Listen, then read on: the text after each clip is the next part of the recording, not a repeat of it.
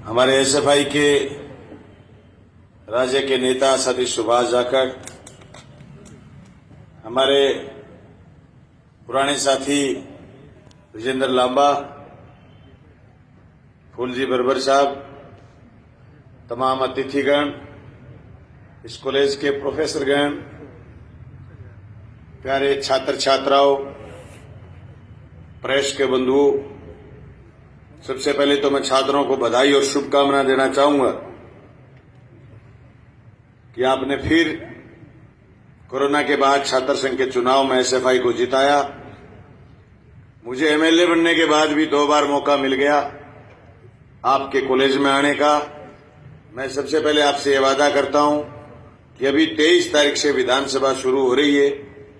आपके कॉलेज की मांग राजस्थान की सबसे बड़ी पंचायत विधानसभा में मौजूद है।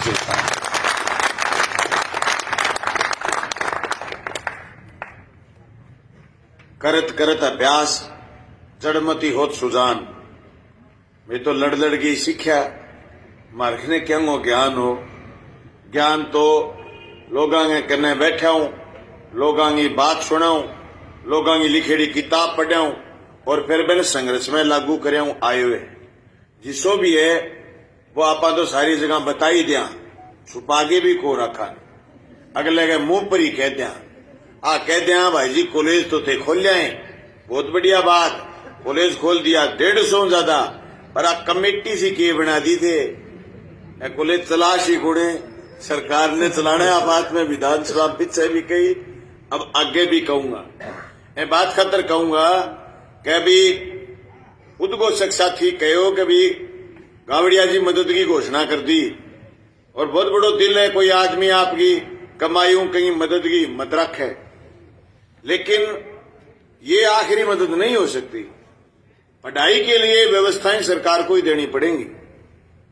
हम ऐसे बेहतर भारत के निर्माण की बात सोचते हैं जहां शिक्षा पर सरकार 10% खर्च करे। ये जो आपके सामने तने हुए मुखों का जो बैनर लिखा है एसएफआई, ये मांग करता है कि शिक्षा पर जो खर्चा हो वो बजट का 10वां हिस्सा हो। जो भारत सरकार अभी बजट पेश करेगी, उसके बाद स्टेट गवर्नमेंट बजट पेश करेगी, उस बजट में शिक्षा का क्या महत्व है।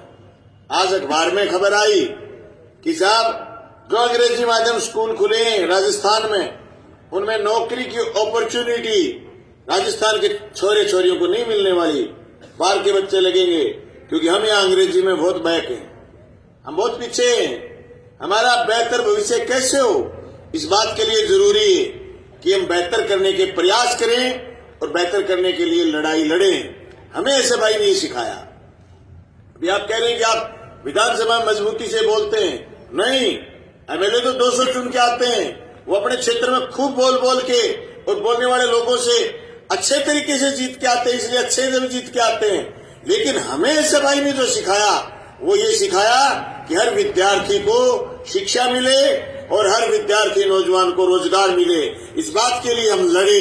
तो हम कंपैरिजन कर सकते हैं केरला के बीच, राजस्थान के बीच, हम हमारे अध्ययन से कंपैरिजन कर सकते हैं कि आंध्रा में क्या चल रहा है और हरियाणा में क्या चल रहा है। हम कंपैरिजन कर सकते हैं कि जेएनयू क्या है और ऑक्सफोर्ड यूनिवर्सिटी क्या है, और हिंदुस्तान में ऐसी यूनिवर्सिटियां कहां से उग गई जिनके कोई अते पते ही नहीं। यूनिवर्सिटी का एक कमरा यूनिवर्सिटी का नाम बड़ा बड़ा और फर्जी डिग्रियां मांगने का काम करते हैं, जिससे शिक्षा का स्तर गिरता है। उसकी सबसे बड़ी दुकान आपके हमारे यहाँ मिलती है, फर्जी डिग्री मांगने का धंधा। उसे शिक्षा का जो स्तर का गिरावट आती है और सरकारें पल्ला यूं झाड़ लेती है कि साहब यूनिवर्सिटी तो है, शिक्षा तो मिल रही है। नहीं साहब, हमें बेहतर भारत बनाने के लिए शिक्षा को और बेहतर करने की जरूरत है। इस बात की लड़ाई हमें लगातार लड़नी है। सही कहा साथी विजेंद्र ने कि हम तो दे करके गए, हम हमारे जमाने में लड़ाई लड़ते, मांग करते। मैं जब एसएफआई में था तो यही गहलोत साहब की सरकार थी और सरकार ने एक आदेश निकाला कि स्कूलों में कंप्यूटर के नाम पर फीस शुरू कर दी 600 रुपए। हमने गहलोत साहब से सवाल करा कि साहब कंप्यूटर की फीस 600 रुपए, कंप्यूटर दूर की बात, बिजली का कनेक्शन भी है क्या स्कूल में? उस समय वो हनुमानगढ़ कोई आए हुए थे कैंपेन में, पंजाब कैंपेन से होकर के हनुमानगढ़ आए, हमारा एसएफआई का बड़ा डेलीगेशन गया मिलने के लिए, हम जबरदस्ती मिले। हमसे कोई प्रेम से थोड़ी मिलाता था, जबरदस्ती मिलते, मिलेंगे और उनका लट्ठी मारेंगे, अब मान लो मिलेंगे, प्रोग्राम फाड़ देंगे तुम्हारा, तो बोले मिला देंगे। मिला तो मैंने कहा साहब लाइट का कनेक्शन ही नहीं। क्या मेरे बोले आप कंप्यूटर के खिलाफ हो? मुन्नो कंप्यूटर के साथ है, लाइट का कनेक्शन तो दो। तुमने कंप्यूटर लगा दिए, कोई संस्था को ठेका दे दिया, उसने एक कमरे के आगे लिख दिया कंप्यूटर कक्ष, न बिजली, न कनेक्शन, न डैशबोर्ड, न कीबोर्ड, न माउस, न चाउस, कुछ नहीं। तो बोले क्या करना है? मैं कहा इसको पहले तो करो निःशुल्क और फिर कराओ सारे स्कूलों में कनेक्शन। मैं समझता हूं आज राजस्थान के अधिकतर स्कूलों में कनेक्शन है बिजली के। कंप्यूटर के खिलाफ हम नहीं हैं, हम उद्योग और विज्ञान के खिलाफ नहीं हैं, पर उसके नाम पर कोई हमें बेवकूफ बनाए, हम ऐसा स्वीकार नहीं कर सकते। साथियों, आप उस इलाके से जहां के लोग बहुत बड़ी राजनीति में हैसियत रखते हैं, बहुत बड़ी हैसियत, और आप उस इलाके में जहां यमुना के बहुत नजदीक है और बहुत सपने दिखाए गए कि यमुना का पानी लाएंगे, राजस्थान का हिस्सा बढ़ता है यमुना में, यमुना का पानी लाएंगे, इन खेतों को सरसब्ज कर देंगे। बहुत अच्छी बात है, सपने देखने चाहिए, दिखाने भी चाहिए। देश में प्रधानमंत्री आए थे, उन्होंने कहा कि सारे देश की नदियों को जोड़ देंगे। ठीक है, लोगों ने कहा बहुत जोरदार बात है। शिखर झुंझुनों में भी आज जगी, राजस्थान के नहीं देश के उन तमाम बारानी क्षेत्रों में आज जगी, नदियां जुड़ेंगी, खेतों से कनेक्टिविटी होगी, किसान के बेटे और बेटियों का भविष्य उज्जवल होगा, खेत में खेती अच्छी पैदा होगी तो हमें और फैसिलिटी हमारे परिजन प्रोवाइड कराएंगे तो मोर आगे तक जाएंगे। लेकिन हुआ क्या? हुआ ये है कि पिछले 10 साल में देश में तेजी से संपत्ति कुछ लोगों के पास सिकुड़ के इकट्ठी हो गई, और इतनी तेजी से सिकुड़ रही है कि आपके और हमारे हाथ हर समय कटते जा रहे हैं।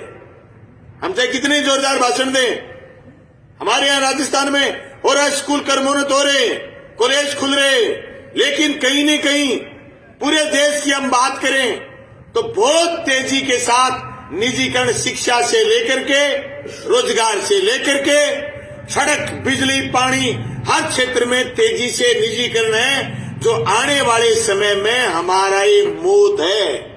हम कॉलेज, जैसे गावड़िया जी बहुत सुंदर तरीके से आपको एक बात कह गए कि साहब रोजगार मिले या नहीं मिले, अच्छा इंसान बनने के लिए पढ़ना है, बैचलर होना है, यहां तक बात एकदम दुरुस्त, आप सही फरमाए।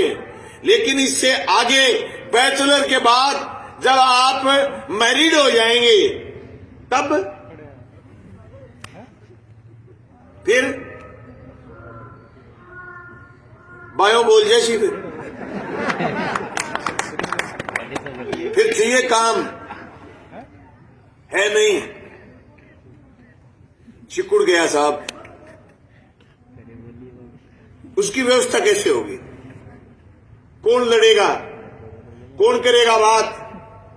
कितनी आसानी के साथ मैं जिस जगह खड़ा हूं, मैं पिछले 5 साल में भर्ती नहीं हुई, झुंझुनू यारो झुंझुनू 5 साल से फौज की भर्ती। ये गांव गांव गली गली में किसान के बेटों को फौज की नौकरी मिलती थी। आपने देखी है झुंझुनू में भर्ती, अग्निवीर 4 साल के लिए अग्निवीर होंगे। अब अग्निवीरा के दिमाग में अब बात आ गई, कुकरी पाड़ो पाट जा, सके तो 4 साल खातर नौकरी मिल जा और सके फिर छोकरी मिल जा। मैं अग्निवीरा ने कहना चाहूं, बावड़ी बात को नहीं करेंगी, हुए ज्यादा पढ़ रही है, ये भी कहेंगे भाई 4 साल की नौकरी आले सके ब्याह में भी को करावा नहीं, ज्यादा पैम पढ़ने की जरूरत करिए, दूसरे बेवकूफ नहीं समझे रहे हैं। अग्निवीर इतनी सॉरी एक्सेप्ट को कर करी, पहले तो आप बताओ। एबीआई कहते सीधे थे अग्निवीर तो भेड़िया, फिर अब गाड़ी के 4 पहिए हैं, चारों में हवा एक सी नहीं है, बैलेंस नहीं बढ़ता और गाड़ी एक्सीडेंट हो जाएगी या फिर सड़क से उतर जाएगी। इस समाज में बराबरी स्थापित करने के लिए हमें और ऊपर उठना पड़ेगा। मैं समझता हूं सीकर और झुंझुनू में जो चेतना है, जो चेतना शेखावाटी में, शायद राजस्थान में इतनी चेतना कहीं नहीं, लेकिन इस चेतना के स्तर को और आगे बढ़ाना है। मैं निवेदन करना चाहता हूं नौजवान साथियों से, साथियों सिर्फ मेरी जिम्मेदारी नहीं, सिर्फ ऐसे भाई के अध्यक्ष की जिम्मेदारी नहीं, सिर्फ ऐसे भाई संगठन की जिम्मेदारी नहीं, हर किसी को तार्किक होना पड़ेगा। समाज में जिस तरीके से तेजी से लोग उग रहे हैं, नशे बेचने के लिए, नशा बेच करके संपत्ति इकट्ठी करके तथाकथित रूप से लोग समाज सेवी घोषित हो रहे हैं और उसके पीछे जो लोग लठेतों की फौज खड़ी हो रही है, उससे 5-4 साल अच्छे कपड़े और अच्छे जूते आ सकते हैं, अच्छा रोब हो सकता है, लेकिन जिंदगी का पहिया नहीं चल सकता। जिंदगी का पहिया जब चलेगा जब शिक्षा होगी, जब रोजगार होगा, जब आदर्श भगत सिंह होंगे, जब आदर्श बाबा साहब भीमराव अंबेडकर होंगे, जब आदर्श देश का संविधान होगा, जब आदर्श ये होगा कि हम भारत के लोग इस देश के लोकतांत्रिक धर्मनिरपेक्ष समाजवादी गणतंत्र की रक्षा करेंगे। आखिरी से आखिरी विद्यार्थी को इस बात का इल्म हो, इस बात की जानकारी हो कि हम जिस देश में रहते हैं उस देश की रामायण, गीता, महाभारत, बाइबिल, कुरान सब के सब है, वो देश का संविधान है। इस संविधान से ऊपर कुछ नहीं, कुछ नहीं, कुछ नहीं। तब देश आगे बढ़ेगा। वो बिन्ने खींच रही है, वो बिन्न पाड़ रही है, लीरम लीर भलाई कर दो आगा वो बड्डोगा। ये गलत परंपरा, ये गलत बात है। और जिस तेजी के साथ सोशल मीडिया में बकवास होती, जिस तेजी के साथ बकवास होती, लोग खुद सोच, अरे जिस आदमी को अक्ल नहीं, अगला स्टेप क्या होना चाहिए, वो आदमी सोशल मीडिया पर जस्टिस करने के लिए तैयार है, न्याय करने के लिए तैयार है। वो फैसले सुनाता है, स्क्रिप्ट लिखता है कि मैं फैसला सुनाऊंगा, ये फलाना गलत है। कौन होते हो भाई आप ये फैसला सुनाने वाले? मैं नौजवान साथियों से कहना चाहता हूं, ऐसे भाई के साथियों से कहना चाहता हूं, हमारी जिम्मेदारी और ज्यादा।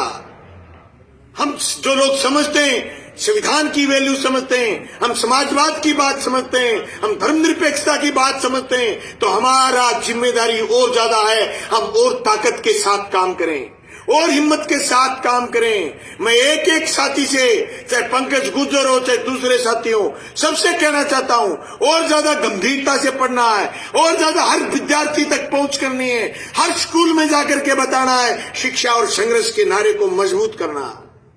मुझे बड़ी खुशी होती, मैं बड़ा बिजी कार्यक्रम था जो 23 से विधानसभा 1.5-2 महीने कंटिन्यू उधर रहना है, कॉन्स्टिट्यूंसी में बहुत काम था, पर इसलिए आए कि छात्र संघ के बीच में जाकर के आनंद की अनुभूति होती है। हमें रास्ता, हमें यहां तक भेजने का काम, रास्ता बताने का काम ऐसे भाई ने करा। जीवन में सुधार आ गया। पता नहीं किस लठेत गैंग के आदमी होते, या पता नहीं जिंदगी क्या होती। पढ़ लिख तो मेरे से भी ज्यादा लोग पढ़े लिखे, पर जो रास्ता ऐसे भाई ने दिखाया, जो आंखें खोलने का काम करा, वो ये कि दुनियादारी समझ में आई, संविधान की बात समझ में आई, भगत सिंह की बात समझ में आई, लड़ाई की बात समझ में आई, ये ताकत आई कि कैसे शासन की आंख में आंख डाल करके कह सकते हैं, comparison between Kerala and Rajasthan, you should be done education, more education, more education, more. ये सिर्फ और सिर्फ ताकत इस संगठन से आई। इसलिए मैं ऐसे भाई के एक एक कार्यकर्ता से कहना चाहता हूं, ऐसे भाई मजबूती से करें, पढ़ो पढ़ाई, लड़ो लड़ाई। अगर ऐसे भाई का लीडर कॉलेज में पढ़ाई में अव्वल नहीं है, अगर ऐसे भाई का लीडर जोरदार वक्ता नहीं है, अगर ऐसे भाई का लीडर अपने समाज में, अपने गली में, अपने मोहल्ले में, अपने गांव में, अपनी तहसील में प्यारा नहीं, लोगों के लिए प्रिय नहीं, तो मैं कहता हूं उसको खुद को चेक करने की जरूरत है। वो अपने आप को चेक कराए किसी ऐसे भाई के पुराने नेता से, डॉक्टर के पास जाने की जरूरत नहीं है। डॉक्टर तो खुद में एक दिन चला गया। मैंने कहा मेरे को खांसी आ रही कई दिन से। बोले मैं तेरे से ज्यादा बीमार। मैं तो बीमारी बता। बोले मैं रात के 1 बजे तक पेशेंट देखता हूँ, तो रात के 1 बजे तक ऑनलाइन रहता। दोनों को बीमारी सहम है। सो आराम करो, फिर काम ज्यादा करो। डॉक्टर तो बेचारे खुद बीमार है। बड़ी मुश्किल से पढ़ाई करी, बड़ी मुश्किल से डॉक्टरी करी। सरकारी हॉस्पिटल में दरकार है, डॉक्टर प्राइवेट हॉस्पिटल खोल के खड़े हो गए। खुद बीमार है। हम मानसिक रूप से बीमार हो गए। अच्छे प्रिंसिपल शोध करने की जरूरत है, शोध कर ली, पंडित से करवा के पूजा स्कूल कर लिया खुद का खड़ा। मुरार का गया तेल लेने। ये आगे बढ़ने की हमारी परंपरा नहीं बची। इस देश को पता नहीं हमारे पुरखों ने क्या क्या दिया। हम सोचते हैं कि आज वैसी विकट परिस्थिति आज होती, क्या हम लड़ पाते? हम कितनी आसानी से संतुष्ट हो जाते हैं विद्या संबल में। हम कितनी आसानी से संतुष्ट हो गए अग्निवीर में। हम कितनी आसानी से संतुष्ट हो गए स्कूल बंद हुए। हमारे बुजुर्गों ने बेटे बेटियों के ब्याह में पैसे खर्च नहीं करे, गांव गांव में चंदा करके स्कूल खड़े करे, स्कूलों के ताले लगे। हम संतुष्ट हो गए कि जी स्कूल बंद कर रही है सरकार, किसके नाम पर? एकीकरण के नाम पर। ऐसी जोरदार संस्थाएं गांव में जिनमें ताले लग गए और हम संतुष्ट हो गए। मैं नौजवान साथियों से कहना चाहता हूं, विद्यार्थी साथियों से कहना चाहता हूं, ये जो हमारी संतुष्ट होने की कैपेसिटी है, इसको बढ़ाने की जरूरत है, जिज्ञासा और बढ़ाने की जरूरत है। अगर इस कॉलेज में, मुरारका कॉलेज में, जिस संघर्ष के साथ एसएफआई ने खोलने के लिए लड़ा, मैं कहता हूं एसएफआई के हर कार्यकर्ता की जिम्मेदारी है इस कॉलेज को बड़ा करने तक असीमित लड़ाइयां लड़े। कभी एनसीसी के लिए, कभी क्लासरूम के लिए, कभी उसकी फैकल्टीज के लिए, कभी उसमें सेक्शन बढ़ाने के लिए, कभी उसमें लेक्चरर की मांग के लिए। लेकिन उसके लिए जरूरी है कि वो कंटिन्यू क्लास के भीतर बैठने वाले विद्यार्थी भी हो। अगर क्लास के भीतर बैठने की हिम्मत नहीं है तो हम लड़ ही नहीं सकते। मुझे याद अच्छे से, मैं एनएम पीजी कॉलेज हनुमानगढ़ में विद्यार्थी नेता स्थापित हुआ और पास के कॉलेज में मैंने एडमिशन ले लिया। मैं सुबह की 3 क्लास लगा के पीजी कॉलेज में नेतागिरी करने चला जाता। तो उस कॉलेज के प्रिंसिपल ने उस कॉलेज के प्रिंसिपल को चिट्ठी भेजी कि एक ये आदमी छोड़ देते हो आप 11:30 बजे, इसको पाबंद करो। मैं वहां 3 पीरियड लगा के चला जाता मैं नेतागिरी करने। पास में जो था, बीच में दीवार ही थी। उसने कहा कि ये आदमी 3 पीरियड लगा के जाता है, इसलिए मैं तो पाबंद नहीं कर सकता। लेकिन तुम्हें पत्र व्यवहार आज भी कायम है। तो उस कॉलेज के प्रिंसिपल ने, एसडीएम होता था उस समय एनएमपीजी कॉलेज का कार्यवाहक इंचार्ज, एसडीएम को चिट्ठी भेजी कि वहां से एक आदमी बलवान पुनिया नाम का वहां पीरियड लगाने के बाद यहां आकर के और फिर विद्यार्थियों को इकट्ठा करके नारे लगवाता है। एसडीएम थे खजान सिंह यादव साहब ने मुझे तलब करा, गाड़ी भेज करके, खुद की जिप्सी होती थी उस समय एसडीएम के पास। बोले तू वहां जाकर के क्या करते हो? नारे लगाता हूं। क्यों? मैं तो सिखाता हूं उनको नारे कैसे लगाने। वहां से भी बहुत मजबूती से नारे लगाता हूं। फिर मेरे लेवल के नारे जाकर लगा सकता हूं तो गलत।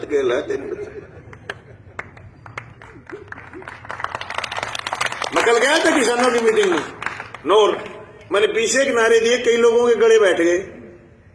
ये फाड़ा पड़ रहा है, फसल खराब हो रही है ना। 1250 करोड़ बीमा लिया है मेरी कॉन्स्टिट्यूशन, 1250 करोड़। पिछली 6 फसलों में मेरे एमएलए बनने के बाद 1266 करोड़ बीमा क्लेम आए मेरे किसानों के खातों में। और जब मैं अगली इलेक्शन में जाऊंगा 10 महीने के बाद, उस समय ये स्ट्रेंथ 1600 करोड़ हो जाएगी। हम लड़ते थे एक कॉलेज के लिए लड़ते थे कि भादरा में कॉलेज खोलो। आज हमने एग्रीकल्चर कॉलेज और आईटीआई कॉलेज, 49 स्कूल कर्मोन्नत 49 स्कूल क्रमोन्नत करवाए हैं और 13 अंग्रेजी माध्यम स्कूल खुलवाए हैं। हमारे वहां बच्चे और बच्चियां बोलते हैं go and catch falling star, it may be possible but you could not found. आगे मैं बताऊंगा नहीं।